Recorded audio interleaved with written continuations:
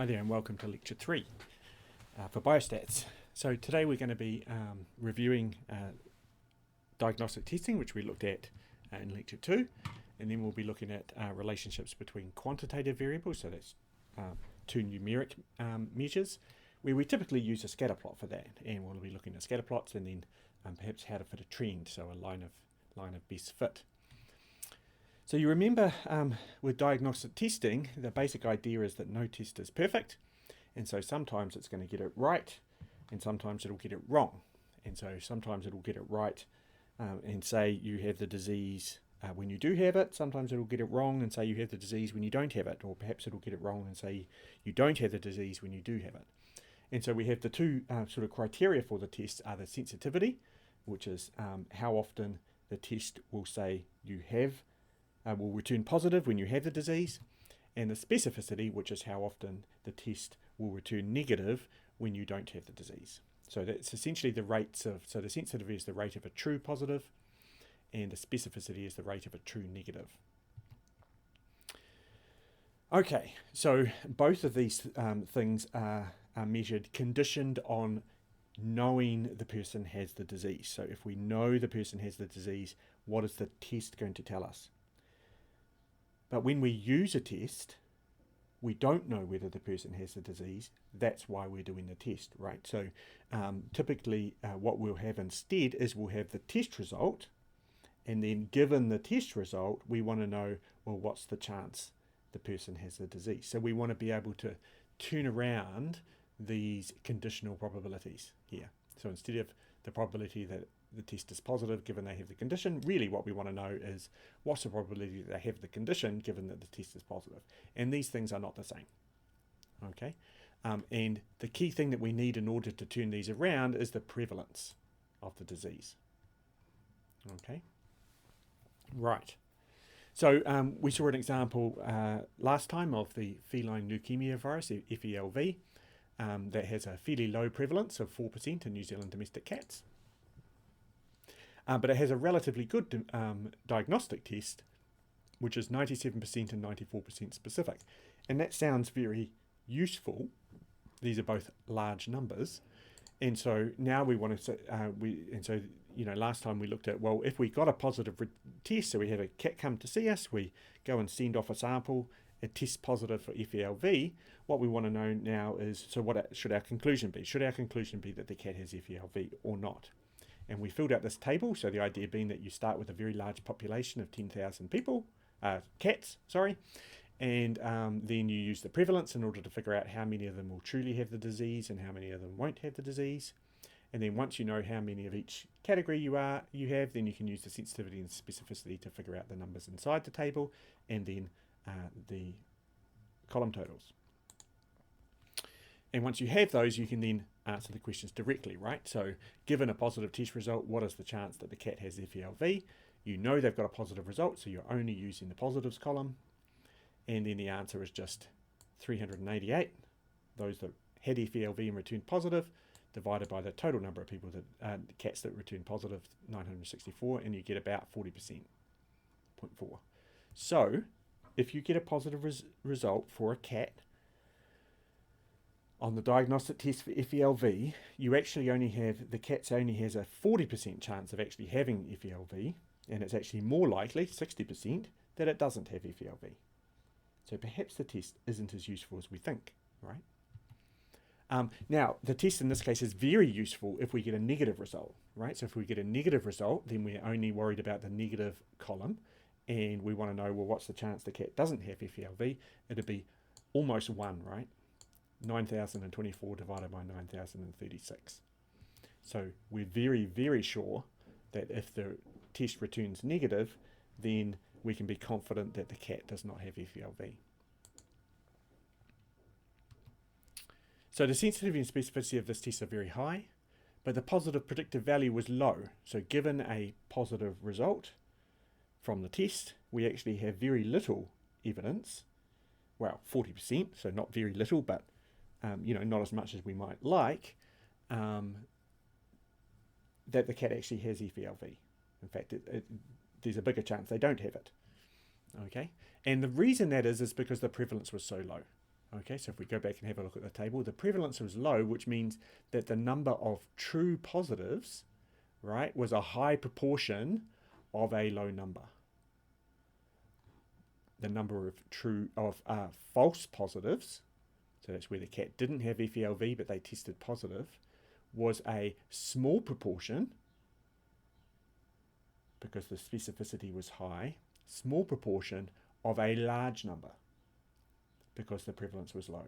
So you're comparing here, essentially we're trading off these two numbers, right, to get the positive predictive value, right, which is the thing that we want when we get a positive test. We're comparing a large proportion of a small number with a small proportion of a large number. And those two things can often be about the same. Therefore, your positive predictive value is poor. And it's just basically, essentially what you end up comparing is you're comparing the false positive rate, which will be 1 minus the true negative rate, which is 1 minus the specificity, with the prevalence, right? So the false positive rate is low, but so is the prevalence, and that's what gives you the problem, okay?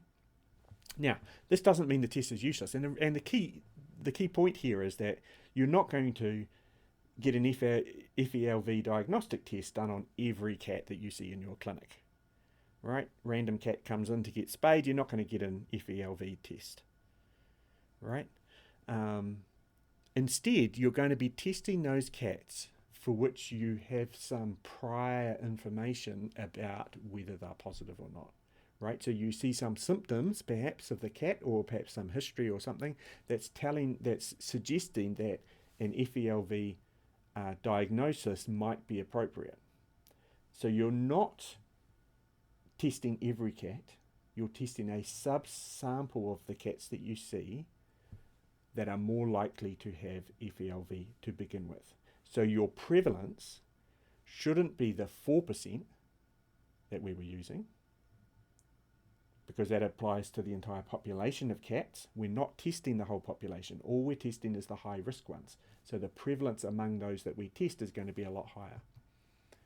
Okay, so that's the key thing that enables this to be useful, because if the prevalence increases, then the true positives will be a large proportion of a large proportion.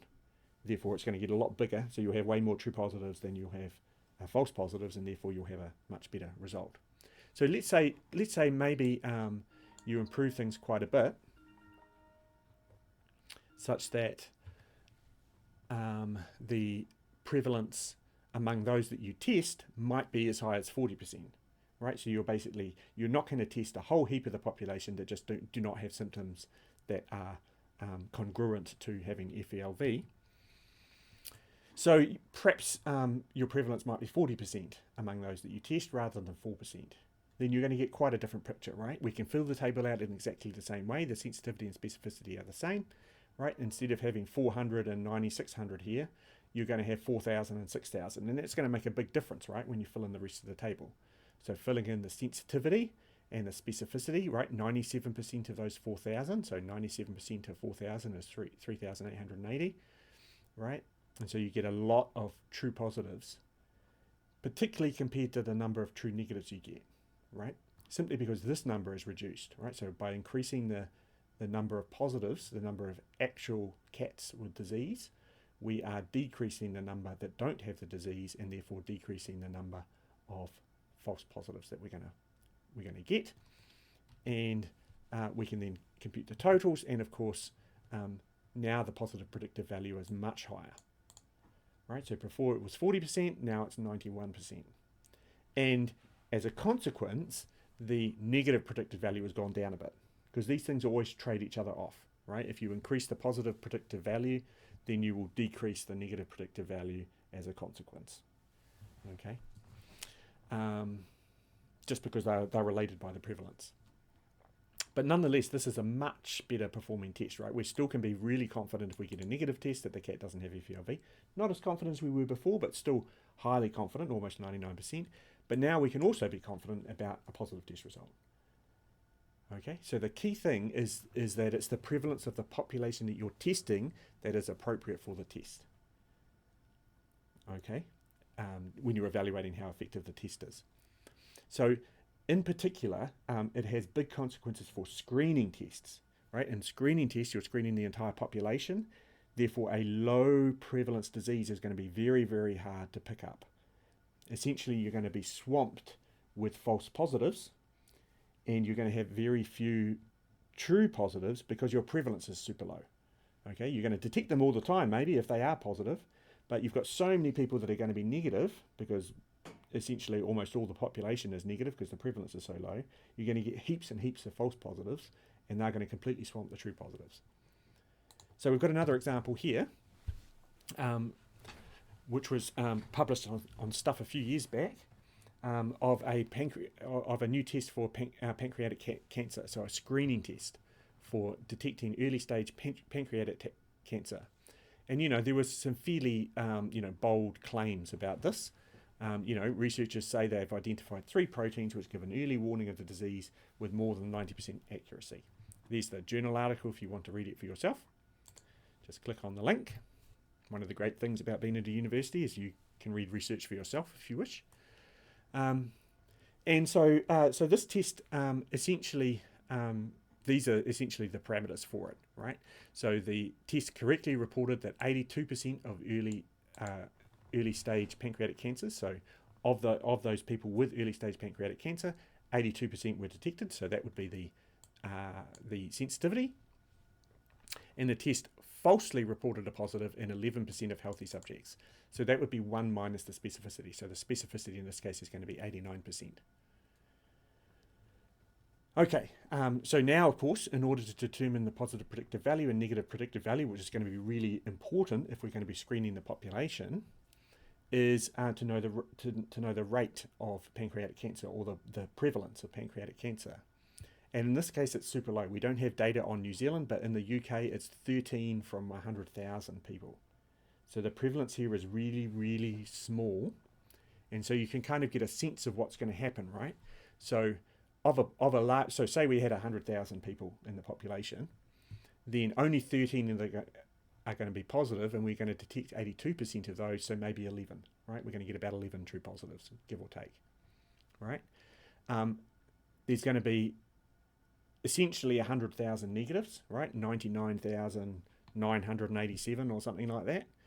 And of those essentially 100,000 negatives, 11% are going to return a positive test result falsely. So you're going to have around 11,000 false positives. So you're going to have 11 true positives and 11,000 false positives. So you can see that the positive predictive value is going to be really tiny, right? 1 in 1,000 or something like that. Okay, we can go through it directly if we like. Let me see if I can bring up a spreadsheet, and we can kind of go through the exercise of constructing a table.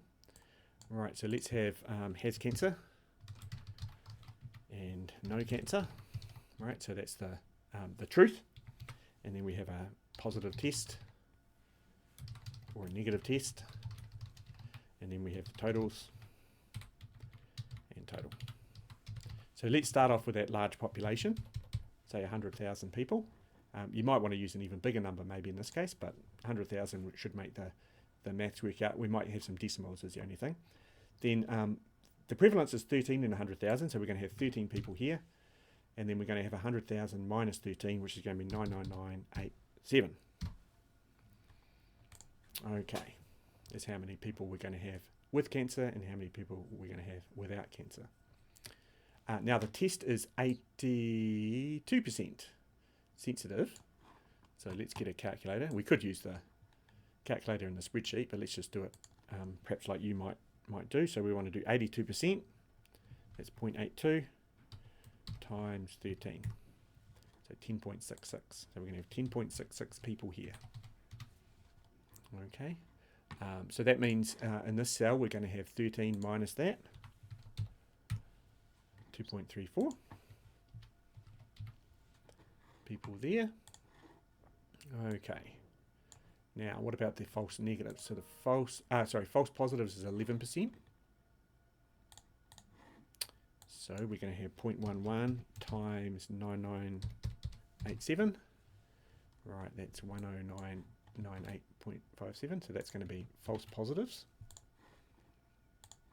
Okay, and then in here we're going to have 99987 minus that.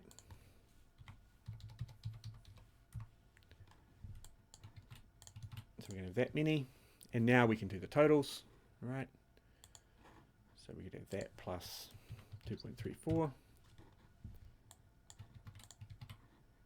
Okay, and we could have 10.66 plus 10998.57 is that number there.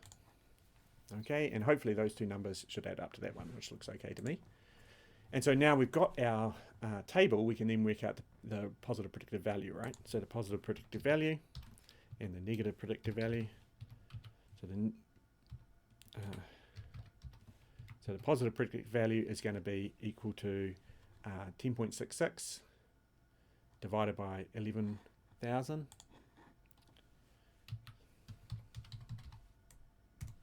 All right, so that's that number there.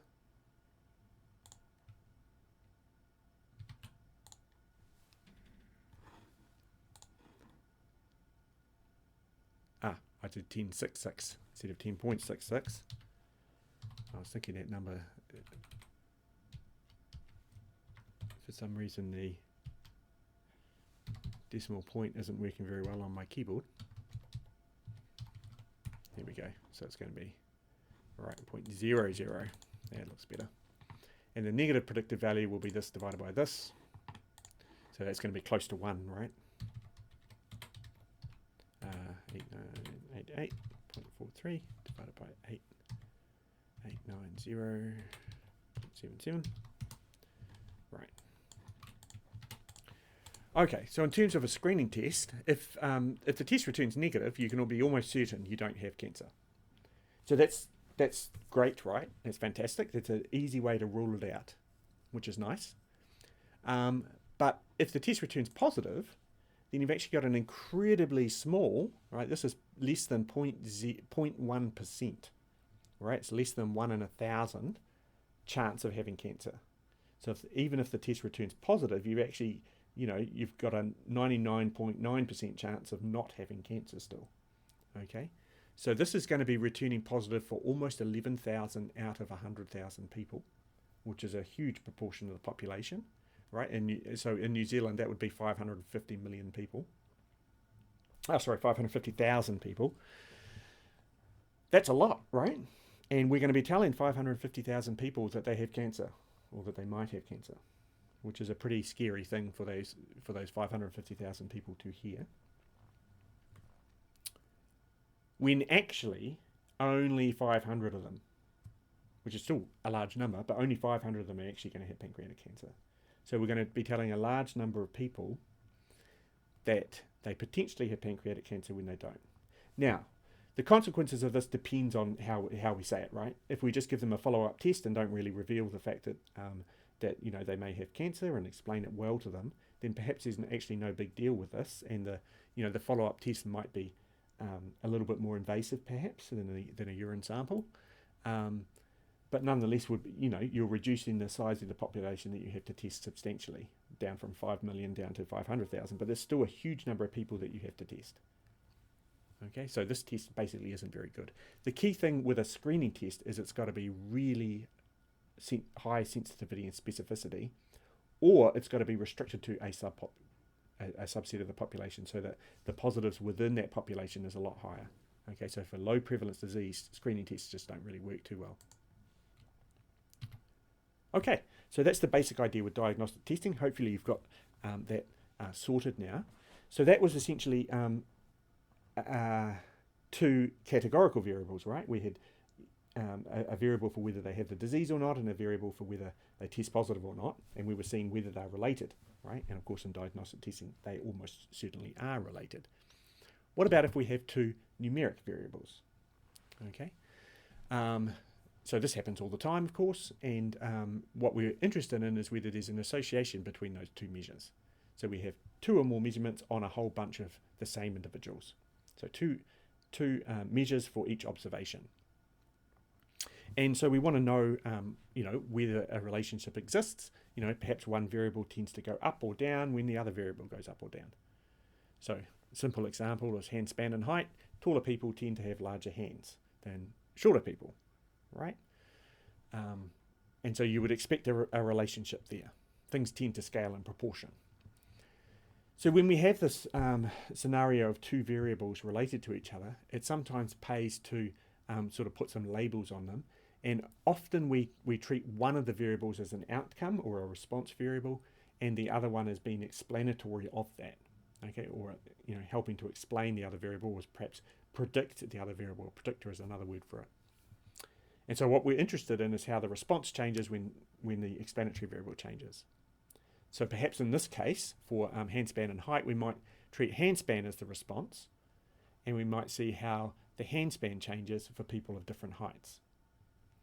Alternatively, we could kind of switch it the other way and have height as the response variable and see how that changes for people with different hand spans. Okay, I think so this one here, where we treat hand span as the response, tends to make better sense to me, because it's kind of obvious to me that taller people, it's kind of I see tall people, so when I see a person, I see their height first before I see their hand span, basically, right?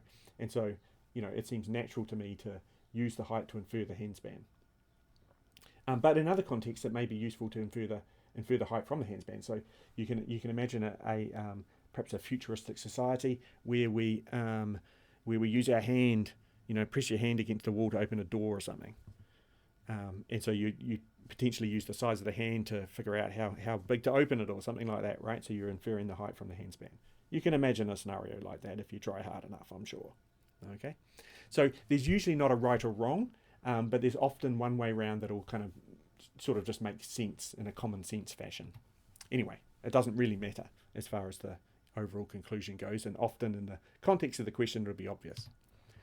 So typically when we have two measures like this, we use a scatter plot in order to see whether there's any association. So we plot the response variable on the y-axis and the explanatory variable on the x-axis, and we place points at the location of each observation, right? The x-y pair, the measure of x and the measure of y for that particular individual. And then the pattern of the points tells us quite a lot about relationships. So here's hand span and height for 100 individuals.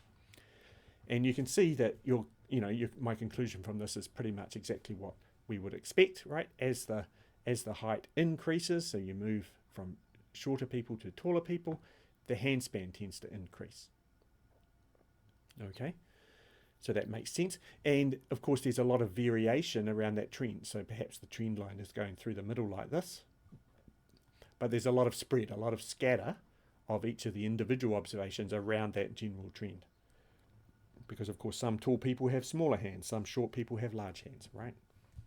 So there's quite a lot of spread around the trend.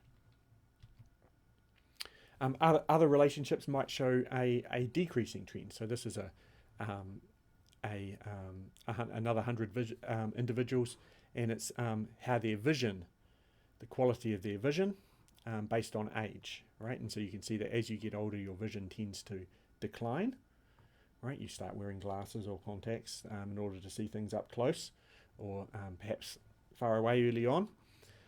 Okay, and so this is a decreasing relationship, and perhaps it's not quite so straight, right? There's maybe a little bit of a curve to it. Okay, maybe it's not directly straight, it's actually curved. Okay, so that's a decreasing curved relationship. Non-linear, we might say. So we'd call this one maybe linear, because it's reasonably, you can fit a straight line through there. So it'd be linear. This one we'd perhaps call a little bit non-linear. Not too bad though, right? You can imagine a straight line fitting not too bad through there. Okay, so that's what we look for. We look for increasing or decreasing trends. They indicate whether it's a positive or a negative association. So if it's increasing, it's positive. If it's decreasing, it's negative. And then we can look at how the what the shape of the trend is. Is it a straight line? Is it a curvature? Does it have curvature? And finally, how tightly the observations cluster around the trend. So in this one, there's a lot of scatter around the trend, right? Whereas in this one, it's more tightly clustered. Okay, And that can tell you an indication of strength.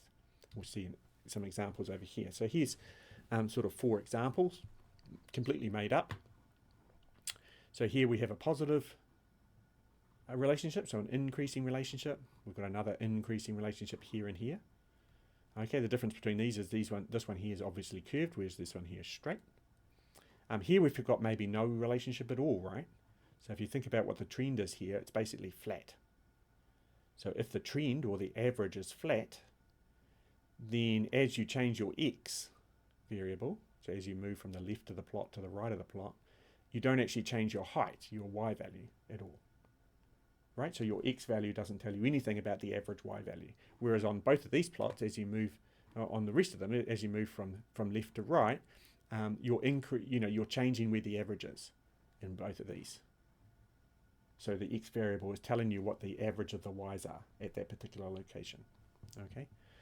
Now, obviously, this one is the strongest relationship, and maybe this one as well. And that's just because there's very little scatter about the trend. This is the weakest relationship because there's no relationship at all. This one's not particularly strong because there's a reasonable amount of spread. Right? This one's nice and strong because there's hardly any spread. Right? Once you know x, the potential values for y are really nailed down quite tightly. That's the idea of strength. Now, one thing to watch out for with scatter plots is outliers. So generally, outliers are observations that have an extreme value in terms of the value, right? So maybe the height is really big or really small, or the handspan is really big or really small, right? But when you have 2 variables, then they can be outliers in another way, where the height is normal and the handspan is in a normal range, but the pairing of those 2 things, the pairing of the specific height and the specific handspan, is odd compared to other observations. And in fact, there was one on the previous page. I'm not sure if you spotted it, but this one up here. Right? In terms of the x value, this is actually typical because there's other values down here with a similar x value. And in terms of the y values, this value is typical because there's similar ones over here with the similar value for y. But the pairing of x and y is very odd for this one. Right? It's the pair that make it odd, not the x value or the y value by itself, but it's the combination of them. So it's something to watch for. You can only spot it in a scatter plot. So the rule of thumb is always plot the data, so that you can see these type of things and perhaps investigate it a little bit and find out whether you know anything more about that observation to figure out where it might be a mistake or something like that. Okay, so once we've got a scatter plot, we might and it looks like a straight line, maybe, or maybe we can force it to look like a straight line by messing about with it via a transformation. We might look at that a little bit later on. Then we might want to describe that trend line, by computing what the equation is. The idea is that if you've got an equation, then you can do prediction, right? So you can say, given your handspan, given your height is say 180 centimeters, what is your handspan? Or what would we predict your handspan to be? And maybe we could give some uncertainty as well. So, maybe we could say, well, we think your handspan is going to be 27 centimeters, but it could be between, 25 and 29 or something, right? We could give a little bit more information perhaps. And to do that, we're going to need some formula, right? And so this is what it is. And so you'll remember that a formula for a straight line is y equals mx plus c. So m, the slope, times the x value plus c, the intercept. Okay, so you can see from this equation that if x is 0, right, the m times 0 will go to 0, and you'll just have y equals c. So c is the value that y takes when x is 0. So that's the y-intercept. And then m is the value that y increases by as x goes up by 1. Right, so if you compare when x is, say, 2, then you'd have 2m plus c here. And when x is 1, you'd have m plus c. So the difference between them is m, right? 2m plus c minus m plus c is m. So x is increased by 1, y goes up by m. Okay, that's what the slope is. So here's the handspan versus height. I've just sort of thrown a line on there. Just by eye, that one there. Given a straight line like that, we can infer what the slope and intercept are just by working it out using points, right? So here I've just kind of drawn some dashed lines so we can figure out, what that is with the rise and the run. Okay, so the slope is about the rise divided by the run, and if we have a look at that, we can see that it goes across 40 units and goes up 6 units. So it goes up 6 units when it goes across 40. So the rise would be 6 and the run would be 40, so the slope would be 6 divided by 40, which is 0.15. So the formula for the line would be y equals 0.15 x plus an intercept term. Okay, then we can find the intercept by using a point on the line, right?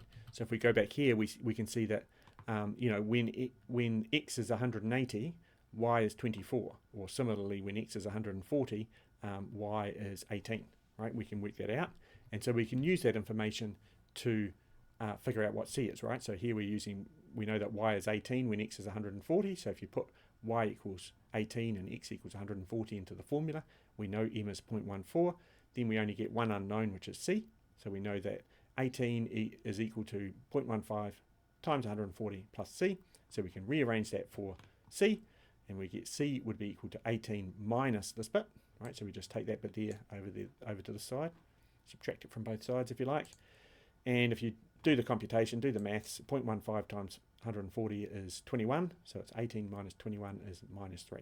So our formula is given by this formula down here. In general, we'll be using a computer for this. We won't be working it out by hand. So don't worry if you struggle with the maths or anything on this. We won't be using this type of mathematics in the course. We may be using the type of mathematics that we did for the diagnostic table, right, to figure out the positive predictive value and negative predictive value. So you need to be able to sort of deal with that case, but we're not going to be doing this. We'll be finding the best line using a computer, right? So when we do have the line, we could then answer questions about what the average handspan is for a person of a particular height, right? So we could put the value for height into the formula for the average handspan and get the answer, right? So we know that y is equal to 0.15 times x. X is the height minus 3. So we can just put x equal to 170, and we'll get 0.15 times 170 minus 3. So 0.15 times 170 is 25.5, minus 3, 22.5. So the average handspan of people of height 170 centimetres is going to be 22.5 centimetres. Okay? And we could do this for any height, right? Just change the 170 to 140 and we'll get, the handspan for people with 140 centimetres is 18, and so on. And of course we can read that off the plot as well, right? We've got the line, we've got the 170 there, we can just go up and we can read across, and there's our 22.5. Okay. Now we'll be formalising these ideas later and seeing how we can do all that with the computer and add in uncertainty and all of the good stuff that comes with statistics. This is just to get you to kind of give you a feel for how to do it, how it works. So today we cover diagnostic testing. So have a practice with the tables. Set up some sensitivities and specificities, give a population size and a prevalence, and work out positive predictive value and negative predictive value so that you're comfortable with doing that. Then we looked at relationships between quantitative variables. We use a scatter plot, look out for outliers, describe the trend. Is it positive? Is it negative? What's the shape? Is it increasing, decreasing? Is it a straight line? Is it curved? How tightly clustered are the points around the trend? How strong is that relationship? Is it strong or weak or whatever, right? And then we looked a little bit about the line of best fit.